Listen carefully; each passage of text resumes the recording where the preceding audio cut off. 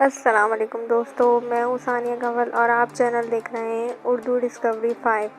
آج کا ہمارا ٹاپک ہے مینڈک اور خوک۔ اس سے قبل میں بتاتی چلوں، نئے آنے والے صارفین کو ہمارا چینل سبسکرائب کیجیے اور ساتھ ہی بیل آئیکن کو پریس کیجیے تاکہ ہماری نئی آنے والی ویڈیو بآسانی موصول ہو سکے۔ چلیں اب ویڈیو سٹارٹ کرتے ہیں۔ مینڈک اور خوک۔ مینڈک جوڑوں کے قریب رہتے ہیں۔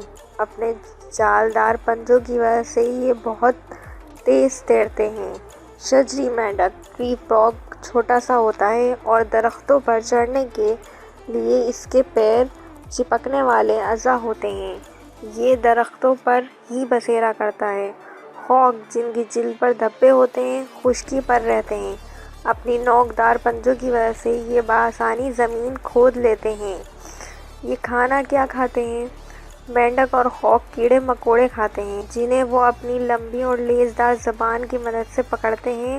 بعض کتر کر کھانے والے چھوٹے چھوٹے جانور یا کیڑے بھی کھاتے ہیں، جنہیں یہ اپنے اگلے پیروں سے تھامے رکھتے ہیں۔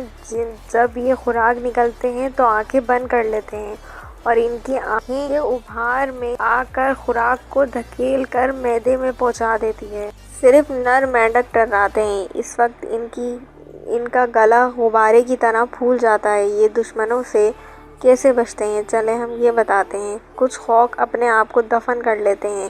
کئی ہم رنگ پتوں اور چٹانوں میں خود کو چھپا لیتے ہیں۔ اس کے علاوہ یہ زہریلا مادہ خارج کرتے ہیں جس سے ان کا دشمن پریشان ہو جاتا ہے۔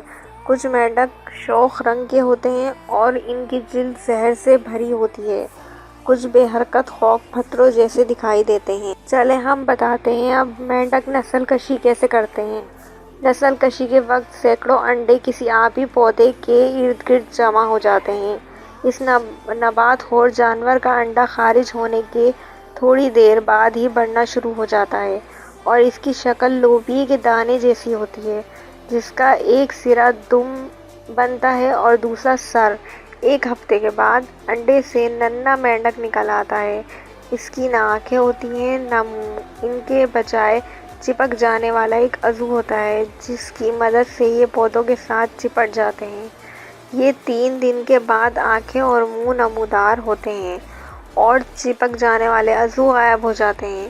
اس کے بعد دم کی جڑ اور پاؤں نمودار ہوتے ہیں اور جو تیزی سے بڑے ہو جاتے ہیں۔ اگلے پیر باہر آتے ہیں، پھیپھڑے مزید بڑے ہو جاتے ہیں اور منہ بھی بن جاتا ہے۔ اس تمام ارتقائی عمل کے دوران خوک دم میں محفوظ خوراک کا ذخیرہ استعمال کرتا ہے، جس کی وجہ سے دم آہستہ آہستہ چھوٹی ہو جاتی ہے۔ خوک بچے کو بھوک خوب لگتی ہے۔ اسے نشوونما کے لیے جس تناسب سے یہ خوراک استعمال کرتا ہے، اسی تناسب سے اس کی دم سکڑتی اور آنکھیں بڑی ہو جاتی ہیں۔ اسی طریقے سے خوک بچہ مینڈک بن جاتا ہے۔ اس کے بعد یہ جوڑے نکل کر تھوڑے فاصلے تک گھومتے پھرنے لگتے ہیں۔ نیا مینڈک بڑی تیزی سے اپنے مکمل حالت تک پہنچ جاتا ہے۔ اس کی جسامت اور وزن ایسا تیزی سے اضافہ ہوتا ہے کہ اسے کئی مرتبہ اپنی جلد بدلنی پڑتی ہے۔